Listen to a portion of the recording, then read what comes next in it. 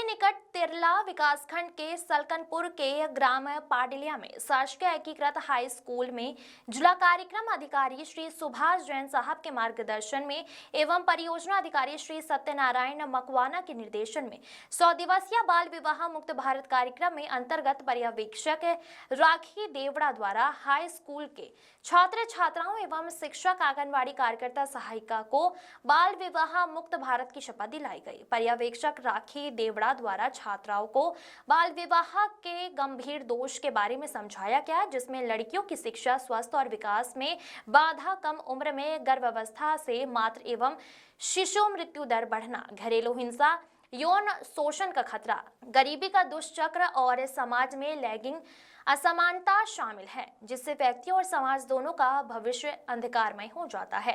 छात्र छात्राओं को बताया गया कि लड़कियों की शादी की उम्र करीब 18 वर्ष और लड़कों की शादी की उम्र करीब 21 वर्ष सही है। साथ ही समाज के अन्य लोगों को इसके लिए जागरूक किया गया। इस अभियान में स्कूल शिक्षकों, आंगनबाड़ी कार्यकर्ता, सहायिका, समूह अध्यक्ष, सचिव ने भी भाग लिया। शैलेंद्र जोशी की रिपोर्ट। पढ़ने में मन नहीं लगता तो क्या करें, शादी कर ले, अच्छा कर लिया है ना। कुछ पहले एक ग्रुप ऐसा था जिसका ये सपना था कि शादी करना है ना। क्या सोचते थे हमेशा कि हम बड़े हो जाएंगे, शादी करेंगे, हमारी मनमर्जी से रहेंगे, कुछ नहीं। कुछ ऐसे भी सोचते हैं और कुछ ऐसे सोचते हैं कि नहीं, मेरे को बड़े होकर पढ़ना है, डॉक्टर बनना है, इंजीनियर बनना है, पहले मेरे सपने पूरे करूंगा, उसके बाद में शादी करूंगा। दो चीज हो गई। एक चीज क्या हो गई कि मेरे को शादी करनी, मेरी तो शादी हो जाए तो अच्छा, तो सब झंझट से मुक्त हो जाऊंगी। और एक क्या हुआ, मेरे को पढ़ना लिखना है और कुछ बनना है, मेरे पे खड़ा है ना। दो चीजें हो गई। तो यहाँ पर मैं आप लोगों से सिर्फ ये बात करना चाहती हूँ कि आपने अपने मन में अपने भविष्य को लेकर क्या सोच रखा है ना। कोई भी बच्चा बता सकता है ना कि आप अपने एक मिनट इधर आओ,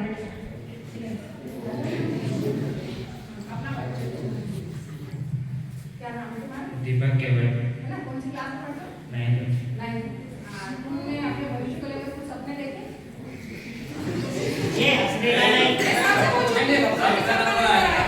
सबके नंबर है।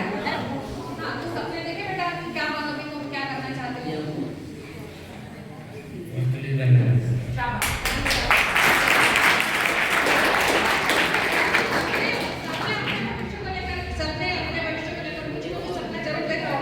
जैसे भैया है ना कि मैं पुलिस बनना चाहती हूँ, है ना। लड़कियां ने भी सपने देखे होंगे, कोई डॉक्टर बनना चाहती होगी, कोई इंजीनियर बनना चाहती होगी, देखे होंगे ना सपने। अच्छा, ऐसा कौन सा बच्चा है जिसने कोई सपना नहीं देखा कि मैं बड़ा होकर ये बनूंगा? हाथ खड़ा करें। मैं कुछ भी नहीं बनना चाहता। ऐसा कोई बच्चा है क्या? नहीं है। सब पढ़ना चाहते हैं, सब आगे बढ़ना चाहते हैं। तो मैं आप लोगों को सिर्फ यही बताना चाहती हूँ कि हम बड़े और आगे बढ़े, है ना। हम हमारे जीवन का एक लक्ष्य बनाए। आप लोगों ने एक कहा, एक सुने होंगे बात, एक कथा है अपनी गीता की, है ना। सुना होगा कि अर्जुन जो था वो हमेशा अपने लक्ष्य को ध्यान रखता था, है ना। वो सिर्फ अपने लक्ष्य के ऊपर ही ध्यान रखता था कि मेरे को क्या करना है। तो ऐसे आपको भी अपने लक्ष्य के ऊपर ध्यान रखना है कि हमको क्या करना है ना। आप लोग सुबह उठते हो, है ना, फ्रेश होते हो, अपना सारा जो दैनिक काम है वो करने के बाद नहा धो के पूजा पाठ करते हैं ना। कोई भगवान का नाम लेता है, अच्छे तैयार होते हैं, नाश्ता करते हैं, अपना लंच पैक करते हैं, ब्रेक करते हैं और 5 चले जाते हैं हम स्कूल, है ना। स्कूल हम क्यों आते हैं? पढ़ने के लिए। अगर हम यहाँ आए हैं तो हम यहाँ रहें। ऐसा नहीं कि हम यहाँ आए और हमारा मन क्या है, बाहर ग्राउंड में क्या हो रहा है, वो लड़का क्या कर रहा है, उसने क्या पहना है, उसने क्या करा है, मेरा होमवर्क हुआ कि नहीं, मैंने पढ़ा कि नहीं, मैं आज स्कूल में जाके क्या करूँगा, मैं क्या सीखूंगा। हमारे दिमाग में ये चीजें होनी कोई जरूरी है ना। जिस वक्त हम जहाँ पर हैं, हम अगर वहीं पे रहें और वो चीज सुन ले, समझ ले, तो हमारा जीवन आगे बढ़ सकता है। मान लो मैं आप लोगों पे से उदाहरण देती हूँ, मैं मेरे ऊपर से उदाहरण देती हूँ, है ना। मैं एक मध्यम परिवार की एक लड़की हूँ, है ना। मेरे को पढ़ना था लेकिन बहुत सारी चुनौतियाँ थी, मैं पढ़ नहीं सकती। उसमें क्या है कि घर परिवार की स्थिति ऐसी नहीं थी और माहौल भी नहीं था पढ़ने के लिए। माहौल कैसा था? अच्छा माहौल नहीं था, अधिकतर लड़ाई झगड़ा हो तो क्या होता है, बच्चे का मन पढ़ाई में नहीं लगता।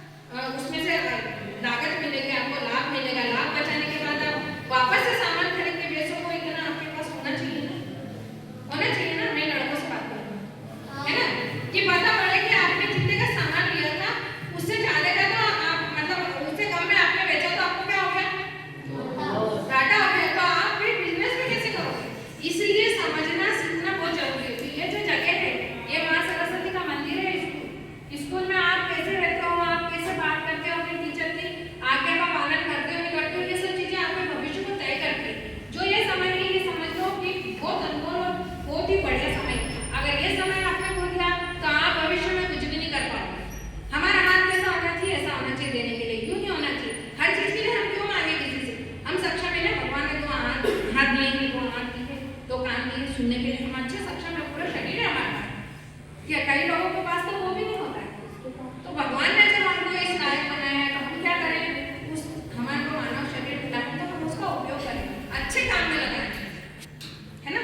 आप लोगों के पास अच्छा दिमाग है, अच्छी सोच है, तो आप जीवन में कुछ भी कर सकते हैं। आप लोगों को मैं बता रही हूँ कि 1098 चाइल्ड हेल्पलाइन है, इसके ऊपर आप अपनी शादी की भी खबर कर सकते हैं कि भाई मैं बालिग नहीं हूँ, मेरी उम्र मात्र 17 साल है और मेरे माता पिता मेरी शादी कर रहे हैं। अगर आप ये मैसेज पहुँचा देते हैं तो आपका नाम भी नहीं आएगा और आपके परिवार वालों को समझाने आएंगे शासन से कि भाई आप आपकी लड़की को अभी पूरे 18 वर्ष के हो जाए, उसको पढ़ा लिखा लो, उसके बाद शादी करो, और उसमें आपका नाम भी नहीं आएगा। हमारे सेक्टर में सलकनपुर में एक लड़की है, उसका नाम मैं नहीं बताना चाहूँगी, लेकिन उसके माता पिता उसकी जल्दी शादी कर रहे थे, तो उसने चाइल्ड हेल्पलाइन में फ़ोन लगाया, वहाँ से लोग आए, उसके माता पिता को समझाया और अभी वो लड़की पढ़ रही है और अभी उसकी जॉब लग गई है। और उसके माता पिता ने फिर समझ गए तो शादी नहीं करी, नहीं तो उसकी शादी हो जाती तो उसका मात्र वो 14 साल की। अगर 14 वर्ष की उम्र में शादी हो जाती है तो क्या होगा, उसके क्या दुष्परिणाम होंगे। अगर मान लो आप 14 साल के है ना, 14 साल में आपकी शादी हो गई और मान लो आपके घर में परिवार में आपकी शादी हो गई, उसके बाद आप पढ़ लिख तो पाते नहीं, भले बोलते थे माँ बाप हम तुमको बाद में पढ़ाएंगे, बाद में कोई पढ़े नहीं होते। और अगर मान लो इसकी जगह बच्चा हो गया तो बच्चा क्या होगा, कमजोर होगा, और वो कमजोर होगा तो वो बच्चा भी ऐसे ही होगा, जैसे जैसे वो जीवन बिताएगा, कैसे वो पढ़ाई करेगा, कैसे वो उसका जीवन कटेगा। देखो कभी पढ़ने के लिए भी हमारा शरीर स्वस्थ होना बहुत जरूरी है। अगर एक कुपोषित बच्चा है तो वो अच्छा एक नागरिक कभी भी नहीं बन सकता, है ना। मतलब बहुत दुष्परिणाम है बाल विवाह के, और ये मैं आपको अभी क्यों समझा रही हूँ, मैं तो मालूम है कि सब बात आपको मेरी समझ में नहीं आएगी, अच्छी बात आएगी, लेकिन अगर आपको एक ही बात समझ में आ गई कि हमको 18 और 21 वर्ष की उम्र के पहले शादी नहीं करनी है, तो आप बहुत बड़ी जीत हासिल कर लोगे। कम से कम आप अपने पैर पे खड़े हो जाओगे, अपना भविष्य बना लोगे, उसके बाद शादी। ठीक है ना, मेरी बात की